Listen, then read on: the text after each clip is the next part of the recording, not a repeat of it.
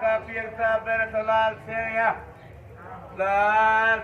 लाख कपूड़ा लाच मसाले दाल।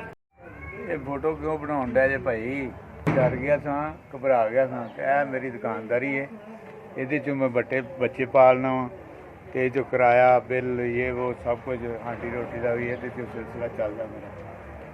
यह सौदा मैं लिया वा 500-600 का लिया वा, 400-500 रुपया बच जाता मैनू। वो बच्चों का पेट पालना वा, नाल हांडी रोटी भी बिल किराया।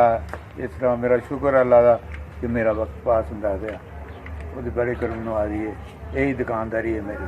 मैं यो काम करना वा तो शुक्र अल्लाह का, ये रब रोजी दे देंदा है। 500-600 का लिया वा, कोई 400-500 रुपया बच जाता है। मैं बुढ़ा बंदा वा, यही काम करना वा, ये रब रोटी दे देंदा है कि होर मैं कोई काम नहीं कर सकता, तो ना मेरे को होंदा है।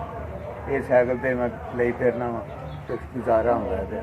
शुक्र है अल्लाह का। 4000 रुपया मैनू मिलिया जी, तो ये मैं बहुत शुक्रगुजार हाँ जिन्हें भी दिता है।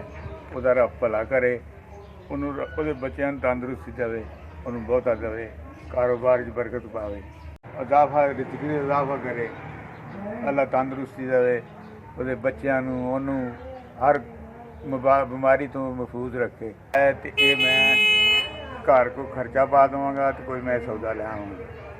मैं SVS की टीम का शुक्रगुजार हाँ जिन्हें मेरे तक ये पैसे पहुँचाए ने। मेहरबानी। लाल सेवियां काफी बेरत लाल सेवियां लाख कपूड़ा लाच नीम को दाल।